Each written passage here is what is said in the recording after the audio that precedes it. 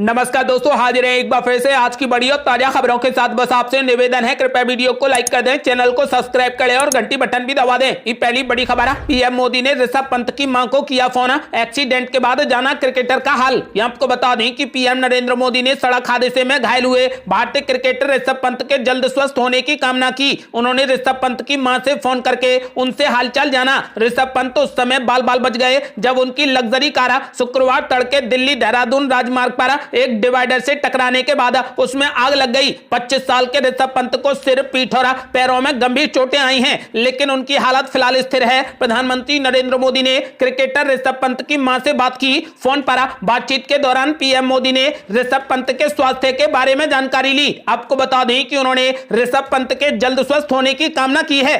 अगली बड़ी खबर, पीएम नरेंद्र मोदी की मां हीराबेन का हुआ निधन। 100 वर्ष की उम्र में ली अंतिम सांस। पीएम मोदी ने नंगे पांव मां को दिया कंधा। आपको बता दें कि प्रधानमंत्री नरेंद्र मोदी की मां हीराबेन का 100 वर्ष की आयु में निधन हो गया। उन्होंने शुक्रवार सुबह 3:30 बजे अहमदाबाद के यूएन मेहता अस्पताल में अंतिम सांस ली। मां के निधन की सूचना मिलते ही पीएम मोदी अहमदाबाद पहुंचे, फिर यहां से गांधीनगर। यहां उन्होंने मां हीराबा के पार्थिव शरीर को कंधा दिया। घर से शमशान घाट तक अंतिम यात्रा में शामिल हुए पीएम मोदी ने खुद ट्वीट करके अपनी मां हीराबा के निधन की सूचना दी। आपको बता दें कि फिलहाल पीएम नरेंद्र मोदी की मां हीराबेन का पूरे सम्मान के साथ अंतिम संस्कार किया गया।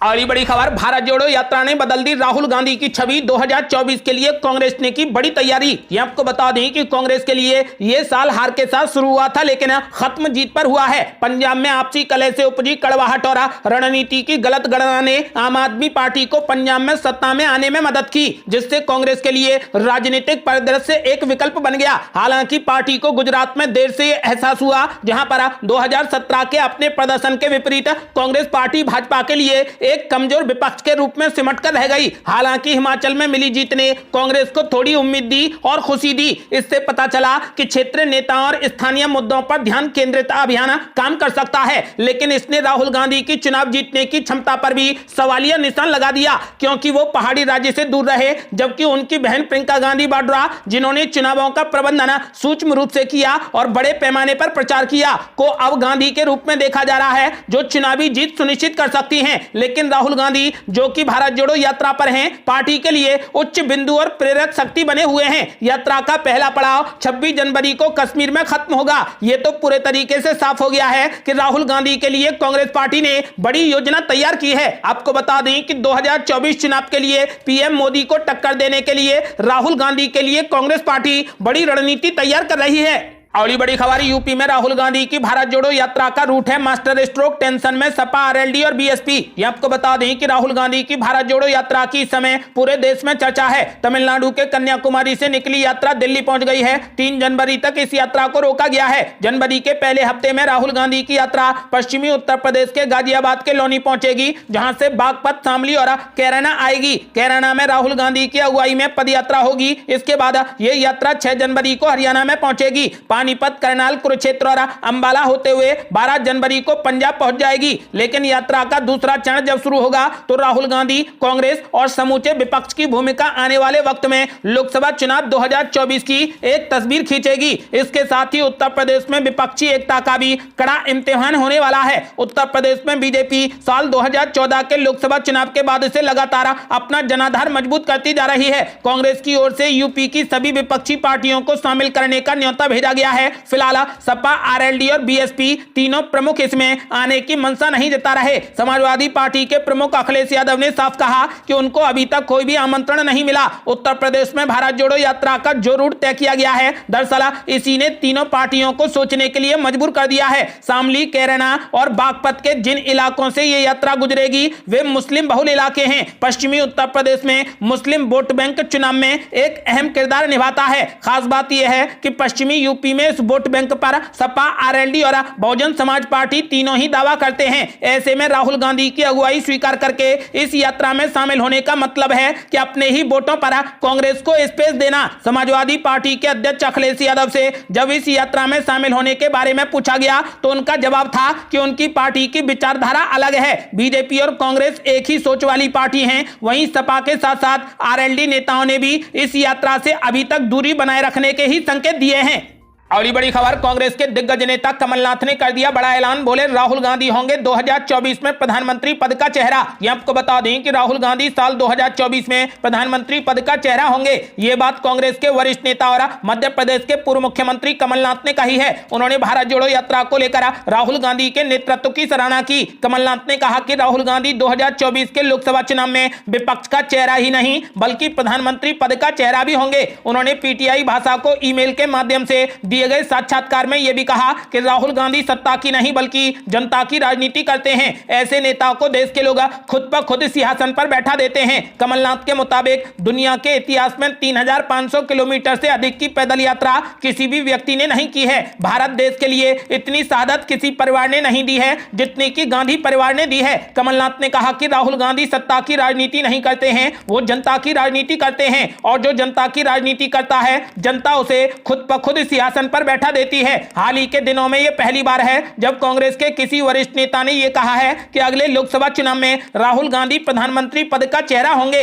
मध्य प्रदेश कांग्रेस कमेटी के अध्यक्ष 76 वर्षीय कमलनाथ ने कहा कि जब भारत जोड़ो यात्रा तमिलनाडु, केरल और कर्नाटक जैसे दक्षिण भारत के राज्यों से गुजर रही थी तो भाजपा ने दुष्प्रचार किया कि महाराष्ट्र में यात्रा विफल हो जाएगी। जब महाराष्ट्र में यात्रा को और ज्यादा समर्थन मिला तो कहा कि हिंदी पट्टी में दक्षिण भारत जैसा समर्थन नहीं मिल पाएगा, लेकिन मध्य प्रदेश पहुंचकर यात्रा ने सारे रिकॉर्ड तोड़ दिए। उन्होंने यह भी कहा कि अब तो सबने राजस्थान और उसके बाद दिल्ली में भी देख लिया है कि राहुल गांधी जी की यात्रा किस कदर लोकप्रिय हो रही है। उन्होंने कहा कि मध्य प्रदेश में भारत जोड़ो यात्रा में कांग्रेस के कार्यकर्ता ही शामिल नहीं हुए बल्कि आम जनता और खासकर नौजवानों ने बढ़ चढ़कर हिस्सा लिया है। मध्य प्रदेश के पूर्व मुख्यमंत्री ने कहा कि राहुल गांधी स्पष्ट कर चुके हैं कि भारत जोड़ो यात्रा कोई राजनीतिक यात्रा नहीं है। इस यात्रा का उद्देश्य भारत को तोड़ने वाली शक्तियों को पराजित करना और नफरत को समाप्त करना है। जहां तक चुनाव का सवाल है तो मध्य प्रदेश में प्रचंड बहुमत के साथ इस बार कांग्रेस पार्टी की सरकार बनना तय है। अगली बड़ी खबर, राहुल गांधी को 2024 में मिल सकता है अपने भाई वरुण गांधी का साथ। बीजेपी से चल रहे नाराज राहुल गांधी जैसे दे रहे बयान, आखिर 2024 में क्या होगी वरुण गांधी की राजनीति। ये आपको बता दें कि यूपी के पीलीभीत से बीजेपी सांसद वरुण गांधी काफी समय से अपनी ही सरकार से नाराज चल रहे हैं। किसान आंदोलन के समय खुलकर अन्नदाताओं के पक्ष में बोलने वाले वरुण गांधी का हाल ही में एक वीडियो भी वायरल हो रहा है जिसमें वे सरकार के खिलाफ और तीखे बयान देते नजर आ रहे हैं। वरुण गांधी के हालिया बयानों के बाद सवाल खड़े किए जा रहे हैं कि क्या बीजेपी उन्हें आगामी लोकसभा चुनाव में उम्मीदवार बनाएगी या नहीं। वरुण गांधी के वायरल हो रहे लेटेस्ट वीडियो की बात करें तो उसमें वे ठीक उसी तरीके से बोल रहे हैं जैसे राहुल गांधी ने भारत जोड़ो यात्रा में लाल किले से दी गई स्पीच के दौरान बोला था। वरुण गांधी कहते हैं कि ना मैं कांग्रेस के खिलाफ हूं और ना ही पंडित नेहरू के खिलाफ हूं। हमारे देश की राजनीति देश को जोड़ने की होनी चाहिए, ना कि गृह युद्ध पैदा करने की। हमें वो राजनीति नहीं करनी है जो लोगों को दबाए, बल्कि ऐसी राजनीति करनी है जो लोगों को उठाए। वीडियो में वरुण गांधी ने आगे कहा कि टीवी और अखबार केवल हिंदू मुस्लिम और जाति पाति की बात कर रहे हैं। भाई को बांटो और भाई को काटो, ये राजनीति हम होने नहीं देंगे। इससे पहले राहुल गांधी भी लाल किले से मीडिया पर दिन भर हिंदू मुस्लिम करने का आरोप लगा चुके हैं। वरुण के इस वीडियो समेत हाल ही के समय में दिए गए बयानों पर राजनीतिक एक्सपर्ट इसे बीजेपी को दिए गए खास मैसेज की तरह देख रहे हैं। राजनीतिक जानकारों का मानना है कि वरुण गांधी लंबे समय से केंद्र सरकार से नाराज चल रहे हैं और हो सकता है कि यदि आगामी लोकसभा चुनाव में बीजेपी पार्टी उन्हें टिकट नहीं देती है तो वो अपने भाई राहुल गांधी का साथ देने के लिए कांग्रेस पार्टी में शामिल हो सकते हैं। आपका क्या मानना है? क्या वरुण गांधी को अपने भाई राहुल गांधी की पार्टी कांग्रेस में आ जाना चाहिए? अपनी राय हमें वीडियो लाइक कर कमेंट बॉक्स में जरूर दें। अगली बड़ी खबर, वरुण गांधी के साथ साथ कांग्रेस में वापसी कर सकते हैं गुलाम नबी आजाद। राहुल गांधी पर बरसते हुए छोड़ी थी पार्टी, 4 महीने भी नहीं रह पाए दूर। ये आपको बता दें कि राहुल गांधी पर तीखे हमले बोलकर कांग्रेस छोड़ने वाले गुलाम नबी आजाद की एक बार फिर से कांग्रेस पार्टी में वापसी हो सकती है। गुलाम नबी आजाद और कांग्रेस के बीच में बातचीत जारी है और जल्द ही इसे लेकर फैसला हो सकता है। कांग्रेस सूत्रों के मुताबिक भारत जोड़ो यात्रा अगले महीने जम्मू कश्मीर पहुंचने वाली है और इसी दौरान गुलाम नबी आजाद को पार्टी का हिस्सा बनाया जा सकता है। इसी साल 26 अगस्त को आजाद ने कांग्रेस से अपना 52 साल पुराना रिश्ता तोड़ लिया था और कहा था कि अब पार्टी अपनी राह से भटक रही है और चापलूसों को ही तवज्जो दी जा रही है। यही नहीं, उन्होंने कांग्रेस की मौजूदा स्थिति के लिए राहुल गांधी को जिम्मेदार बताया था। हालांकि सोनिया गांधी की उन्होंने तारीफ की थी। कांग्रेस छोड़ने के बाद गुलाम नबी आजाद ने अक्टूबर में ही डेमोक्रेटिक आजाद पार्टी के नाम से नए दल का गठन किया था। गुजरात और हिमाचल विधानसभा चुनाव के दौरान गुलाम नबी आजाद ने कहा था कि भाजपा का मुकाबला सिर्फ कांग्रेस ही कर सकती है। इसके अलावा उनका कहना था कि वो कांग्रेस के खिलाफ नहीं है, बल्कि इसकी कमजोरी व्यवस्था को लेकर सवाल उठाते हैं। गुलाम नबी आजाद के इस बयान के बाद से ही ये कयास लगने लगे थे कि उनकी कांग्रेस में वापसी हो सकती है। खबर है कि हाल ही में भारत जोड़ो यात्रा के संयोजक दिग्विजय सिंह ने गुलाम नबी आजाद से यात्रा का हिस्सा बनने की अपील की थी। आपको बता दें कि कांग्रेस सूत्रों के मुताबिक दिग्विजय सिंह की अपील के बाद G23 का हिस्सा रहे अखिलेश प्रसाद सिंह और भूपेंद्र सिंह हुड्डा ने आजाद से संपर्क किया था। सूत्रों के मुताबिक इन दोनों नेताओं ने ही आजाद को कांग्रेस में वापसी के लिए राजी किया है। बता दें कि कांग्रेस ने अखिलेश प्रसाद सिंह को बिहार यूनिट का प्रदेश अध्यक्ष बनाया है, जबकि भूपेंद्र सिंह हुड्डा को हरियाणा की कमान दे दी गई है। वहीं कांग्रेस छोड़कर गुलाम नबी आजाद के साथ में जाने वाले पूर्व डिप्टी सीएम ताराचंद समेत कई नेताओं ने उनका साथ छोड़ दिया है। ऐसे में वो अपनी पार्टी बनाकर भी खुद को अकेले ही महसूस कर रहे थे। आपको बता दें कि फिलहाल ऐसा माना जा रहा है कि गुलाम नबी आजाद जल्द ही कांग्रेस पार्टी में शामिल हो जाएंगे। एक एक करके कांग्रेस के नेता वापस आ रहे हैं, यानी कि कांग्रेस पार्टी अब इकट्ठा, संगठित और मजबूत हो रही है, जो बीजेपी के लिए 2024 में मुसीबत बनेगी। अगली बड़ी खबर, अपना पुराना किला जीतने के लिए बंगाल फॉर्मूला अपनाएगी कांग्रेस पार्टी। त्रिपुरा में वाम दलों के साथ गठबंधन की लग रही अटकलें। ये आपको बता दें कि 2023 विधानसभा चुनाव के लिए राजनीतिक दल अब एक्टिव हो चुके हैं। खबर है कि पूर्वोत्तर राज्य का चुनाव कांग्रेस और वाम दल मिलकर लड़ सकते हैं। हालांकि दोनों ही पार्टियों की तरफ से आधिकारिक तौर पर अभी कुछ भी नहीं कहा गया है। खास बात है कि पश्चिम बंगाल विधानसभा चुनाव के दौरान भी कांग्रेस और वाम दल एक साथ ही चुनाव लड़े थे। ये बात अलग है कि दोनों का खाता भी नहीं खुला था। एक मीडिया रिपोर्ट के अनुसार फरवरी में होने वाले चुनाव के लिए कांग्रेस और वाम दल एक साथ आ सकते हैं। खास बात है कि मंगलवार को सीपीएम और कांग्रेस समेत 5 दलों ने लोगों से धर्म, जात और समुदाय से आगे बढ़कर भारतीय जनता पार्टी के शासन के खिलाफ साथ आने की अपील की है। इधर राज्य में सत्तारूढ़ भाजपा विपक्षी दलों के साथ में आने की संभावनाओं से इनकार कर रही है। त्रिपुरा के मुख्यमंत्री मणिक साहा ने कहा कि पश्चिम बंगाल की तरह है, त्रिपुरा के लोग उन्हें नकार देंगे। ट्राइबल ऑटोनॉमस बॉडी और शहरी निकाय चुनावों में दोनों दलों ने बुरा प्रदर्शन किया है और आगामी विधानसभा चुनाव में यह फिर से दोहराया जाएगा। खबर है कि कांग्रेस नेता और त्रिपुरा प्रभारी अजय कुमार ने भी संभावित गठबंधन के संकेत दे दिए हैं। अगली बड़ी खबर, शरद पवार ने मारा बड़ा यू टर्न। पहले इंदिरा गांधी का साथ छोड़ा, फिर सोनिया गांधी का साथ छोड़ा, अब कह रहे हैं कि कांग्रेस मुक्त भारत असंभव। यह आपको बता दें कि एनसीपी के अध्यक्ष शरद पवार करीब 2 दशक के बाद पहली बार पुणे स्थित कांग्रेस पार्टी के दफ्तर पहुंचे और पार्टी के 138वें स्थापना दिवस समारोह को संबोधित किया। इस दौरान शरद पवार ने कार्यक्रम को संबोधित करते हुए कहा कि कांग्रेस मुक्त भारत संभव नहीं है, क्योंकि कोई भी कांग्रेस की विचारधारा और योगदान को नजरअंदाज नहीं कर सकता है। शरद पवार ने कांग्रेस कार्यकर्ताओं को संबोधित करते हुए कहा कि यह जगह कई ऐतिहासिक पलों की गवाह रही है। कांग्रेस के लगभग सभी दिग्गजों महात्मा गांधी, जवाहरलाल नेहरू और इंदिरा गांधी ने इस जगह का दौरा किया है। आपको बता दें कि शरद पवार बड़ा यू टर्न मारते दिख रहे हैं। यह भी बता दें कि पहले उन्होंने इंदिरा गांधी का साथ छोड़ दिया था और फिर सोनिया गांधी का भी साथ छोड़ दिया। उन्होंने अपनी नई पार्टी एनसीपी बना ली। एक बार फिर से वो बड़ा यू टर्न मार रहे हैं। ऐसा माना जा रहा है कि यह भारत जोड़ो यात्रा की सफलता का परिणाम है। आपका क्या मानना है? क्या यह भारत जोड़ो यात्रा की सफलता का ही परिणाम है? अपनी राय हमें वीडियो लाइक कर कमेंट बॉक्स में जरूर दें।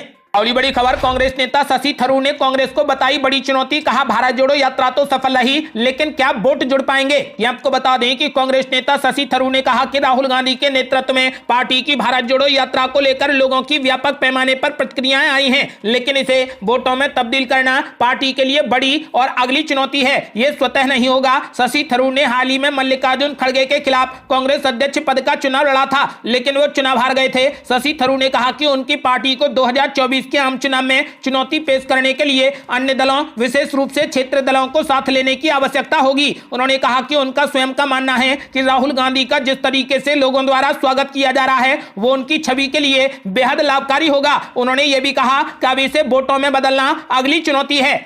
अगली बड़ी खबर, ममता बनर्जी हो गई भावुक। पीएम मोदी की मां के लिए भेजा करती थी साड़ी, बोली सिर्फ आपकी ही नहीं बल्कि वो हमारी भी मां थी। ये आपको बता दें कि पश्चिम बंगाल की मुख्यमंत्री ममता बनर्जी ने पीएम नरेंद्र मोदी की मां हीराबेन मोदी के निधन पर गहरा दुख जताया और कोलकाता में वंदे भारत ट्रेन का उद्घाटन करने के लिए पीएम मोदी को धन्यवाद देते हुए कहा कि वो न सिर्फ आपकी मां थी बल्कि हमारी भी मां थी। बंगाल की मुख्यमंत्री ने कहा कि पश्चिम बंगाल के लोगों की ओर से हमें यह अवसर देने के लिए मैं आपको बहुत बहुत धन्यवाद देती हूँ। ये आपके लिए एक दुखद दिन है। आपकी मां ही नहीं थी, वो हमारी भी मां थी। अगली बड़ी खबर, पीएम मोदी की मां का बड़ी सादगी से हुआ अंतिम संस्कार। शंकर सिंह वाघेला और गौतम अदानी भी हुए शामिल। ये आपको बता दें कि मां हीराबेन के निधन की सूचना जैसे ही सामने आई, लोग मायूस हो गए। बड़ी संख्या में लोग हीराबेन के अंतिम संस्कार में शामिल होना चाहते थे। पार्टी और सरकार से जुड़े लोग अपने अपने कार्यक्रमों को रद्द करने का प्लान कर रहे थे, लेकिन इससे पहले ही प्रधानमंत्री कार्यालय ने साफ कर दिया कि कोई भी अपने कार्यक्रम रद्द नहीं करेगा, सभी लोग अपना अपना काम करें। बताया जा रहा है कि पार्टी की तरफ से भी कार्यकर्ताओं को सूचना दी गई कि कोई भी गांधीनगर ना पहुंचे। पार्टी और सरकार से जुड़े सभी लोग अपना पूर्व निर्धारित काम करें। आपको बता दें कि कार्यकर्ताओं और समर्थकों को पहले ही यह संदेश जा चुका था कि प्रधानमंत्री की मां का अंतिम संस्कार बेहद सादगी से होगा। हुआ भी ऐसा ही। पीएम मोदी की मां के गांधीनगर स्थित घर से लेकर शमशान घाट तक 100 से भी कम लोग नजर आए। हालांकि इसमें एक नेता को देखकर हर कोई चौंक गया। हीराबेन के अंतिम संस्कार में पीएम मोदी के परिवार के सभी सदस्य और करीबी लोग ही शामिल हुए। इसमें पीएम मोदी के सभी भाई, परिवार के अन्य सदस्यों के अलावा गुजरात के मुख्यमंत्री भूपेंद्र पटेल, गुजरात भाजपा के अध्यक्ष सीआर पाटिल भी मौजूद रहे। आपको बता दें कि पिछले कुछ समय से लगातार प्रधानमंत्री नरेंद्र मोदी पर हमलावर रहे शंकर सिंह वाघेला भी हीराबेन के अंतिम संस्कार में पहुंचे, जिन्हें देखकर हर कोई चौंक गया। मुखाग्नि के वक्त भी शंकर सिंह वाघेला पीएम मोदी के साथ ही दिखे। बताया जाता है कि राजनीतिक तौर पर भले ही वाघेला पीएम मोदी के विरोध में रहते हैं, लेकिन उनका पारिवारिक संबंध भी है। हीराबेन के अंतिम संस्कार में उद्योगपति गौतम अदानी भी शामिल हुए।